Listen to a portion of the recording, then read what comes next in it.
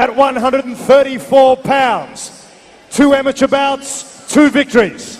Training under Ricky Budgeon at Empire Martial Arts on the Gold Coast, Shaun Johnson.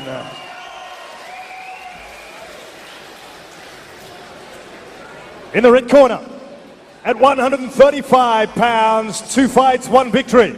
He trains under Chris Hellback and fights out of C4 Martial Arts in Coffs Harbour. Please welcome Corey Wickens.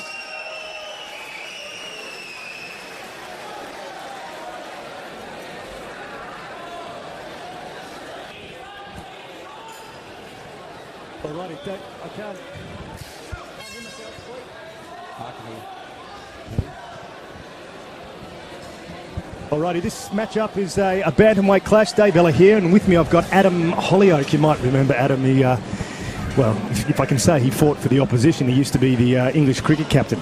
Yeah, part-time boxer and MMA fighter. We try and keep that quiet, Dave, when we're in Australia. We'll cut that out. English cricket players not so popular here in Australia. Oh, we love them all. Now this is a good little matchup. These guys are in the amateur division, bantamweight, so they're at the 135-pound division. Both of them had a couple of fights already. Both got really good trainers, come from good gyms, Empire Martial Arts and C4 Martial Arts in Coffs Harbour. Yeah, a lot of good fighters coming out of the Empire Gym up there in northern Gold Coast. Well, they're doing a little bit of boxing, a little bit of mixed everything. Boxing, bit of MMA. And Ricky Budgeon, the owner of that gym up there, well-known trainer from around the Gold Coast. And then you've got Chris Hellback from C4 Martial Arts down in Coffs Harbour, brown belt under Vince Perry from the Puma Gym. Yeah, so, Vince, very well-known jiu-jitsu man from around the Gold Coast and highly respected around here. So if he's a brown belt under Vince, then I'd expect to be bringing a bit of skill to the octagon. Both these guys starting off pretty tentatively, happy to keep it standing up. I think this is one of the first times that... Well, there we go. That one hurts. Yep. You would have had a few of those, wouldn't you, Adam? Yeah, I don't know why. Everybody always finds it funny, except for the poor receiver. So... Now, just so everyone's aware, we get the fighter does actually get a 5-minute leeway time there if he so chooses. I'm always surprised that the fighters never take a little bit more time just to recover from an accidental blow to the nether regions. 5 minutes is a bit stingy, I think. It tends to hurt for a bit. Oh, that was a nice little recovery from... Oh, big swing and a miss. These guys quite happy to stand up and punch on. Yeah, it's interesting that obviously both experienced jiu-jitsu artists, they want to keep it standing up. So I don't think I've ever seen a jiu-jitsu sort of an MMA fighter with a man bun, Dave. I'm follically challenged, so I don't know about man buns. Here we go. We've got a little bit of contact there from... Yeah, boys are firing up here. Shaun's starting to lay the punches out thick and thin, which is good. There's a bit of switching going on. If you notice, so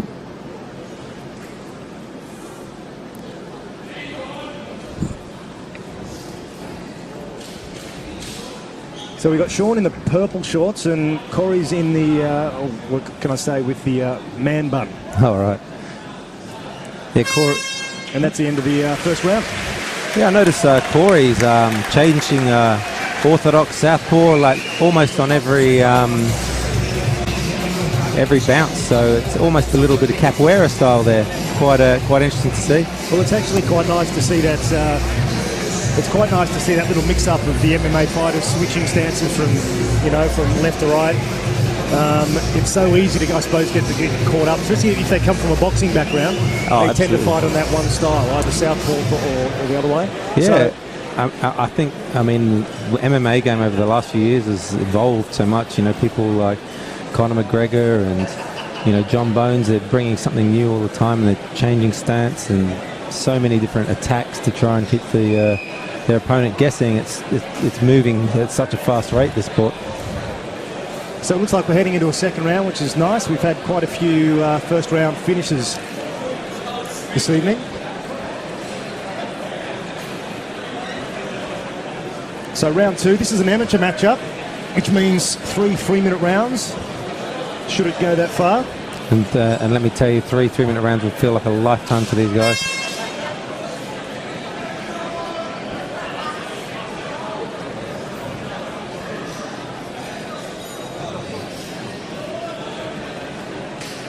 So both these guys starting off in the Southport stance.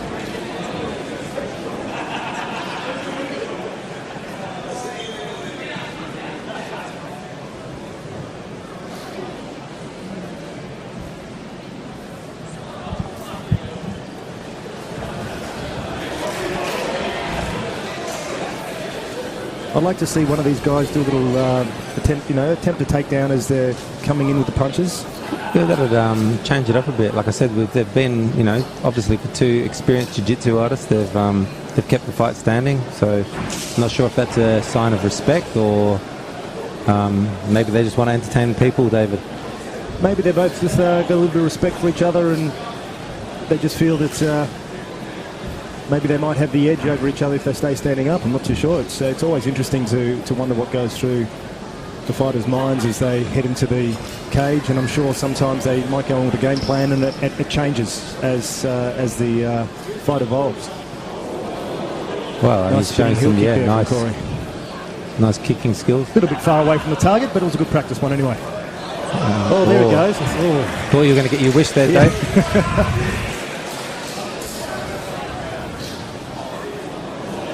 Really impressed with these guys. They're showing a lot of skill, like boxing skills, there's kicking. Obviously we haven't seen them go to the ground, but the fact that they're so highly graded with the belts would suggest that they're going to be good once they get down there as well. So, and they're moving really nicely too. I like the way they move.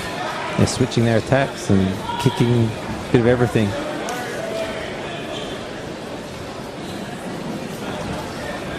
I'd still like to see someone take a little bit of a chance and go for the takedown. Take it onto the ground. It'd be nice to see how these guys fare on the ground. Well, I think the crowd are quite happy to see these guys have a punch on.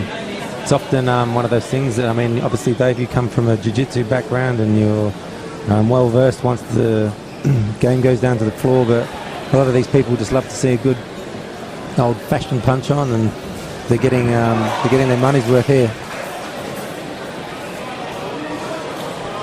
Well, that's got to be unlucky, mate. Twice in the same fight. It's only unlucky when it's 3 times. Let's see if that happens. 1 per round, that's not too bad. Well, hopefully it's not. You've only got 2. Hopefully it's the left and the right, not both on the same one.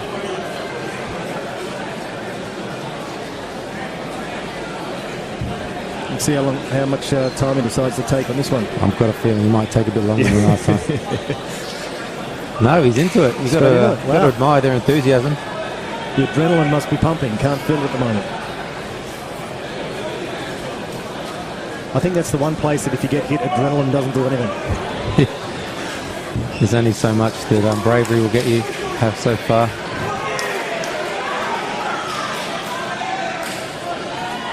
I'm not sure if that canvas in there might be a bit slippery, Dave. Obviously you've been up there. Well, I can tell you in shoes it's not slippery at all. Yeah, I've just noticed a lot of the fighters stumbling around a bit up there.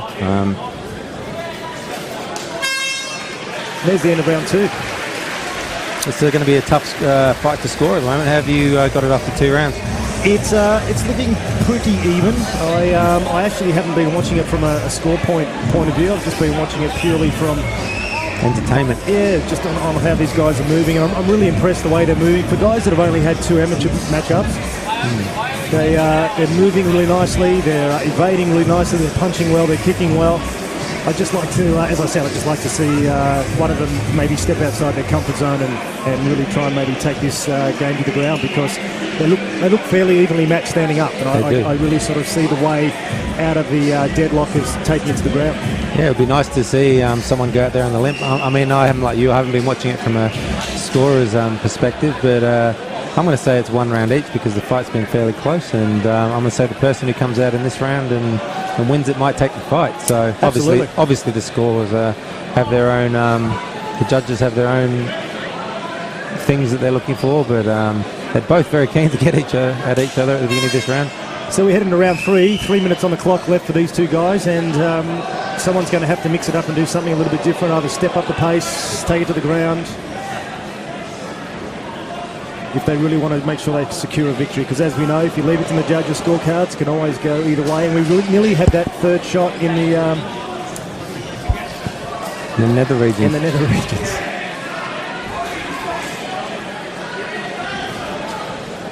Corey happy to fight with his hands down too, which is... I mean, he's showing a lot of head movement, and like I said, he's switching from southpaw to orthodox almost, 4 or 5 times around, so he's keeping the opponent guessing, and he's very skilled standing up, very comfortable. Hasn't really had to use his hands for defense, he's just used his head movement and feet to keep him out of trouble. Very Conor McGregor-esque, isn't it? That style, fighting with the hands down and head evading. It is. Okay, here we go. This is, you might have your wish here, Dave. Now from here, I would have thought Shaun might spin around maybe and take the back.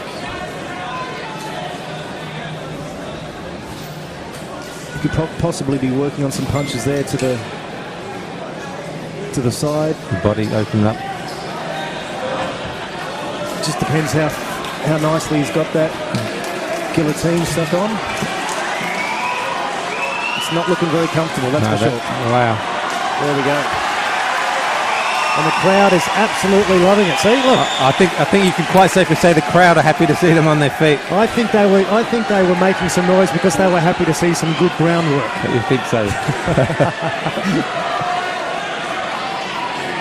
Unfortunately, I'm not sure all this crowd here has got your understanding of the Brazilian Jiu-Jitsu here. Dave, I think they just want to see a good punch on. We've got about 60 seconds. And they're getting their money worth. They're getting their money's worth. This is a great fight. This is a really good fight. So far, only 1 of 2 fights that have gone into the third round. Yeah, it's been an early night for most of the people here. So, wow, nice great shot. To the left. Follows that up, see if he's going to take him down. Maybe finish it off with a little bit of ground and pound for the last 30 seconds. Might not get there. I'm saying that shot could have been a fight-winning punch. It's probably the most definitive thing that's happened. If a takedown happens, you feel that they might win this round. So I think that punch might be quite telling. Well, there's just over 15 seconds to go, and so far, based on this round, I'd have to say Corey's maybe just snuck ahead in this round. Yeah, I'm going to agree with you there. 10 seconds to Inside go. leg kick, outside leg kick, mixing up his attacks there beautifully. Finishing pretty strongly too. Well, there it is. My call is Corey Wickens. I'm going to go with you, Dave. Corner. We'll see how the judges have it.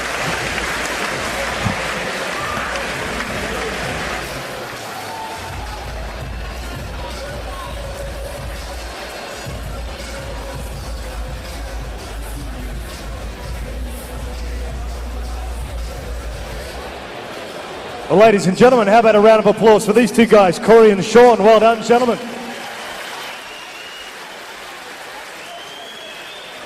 We go to the judges' scorecards. All 3 judges have the fight 29-28. The decision to the blue corner, Shaun Johnson.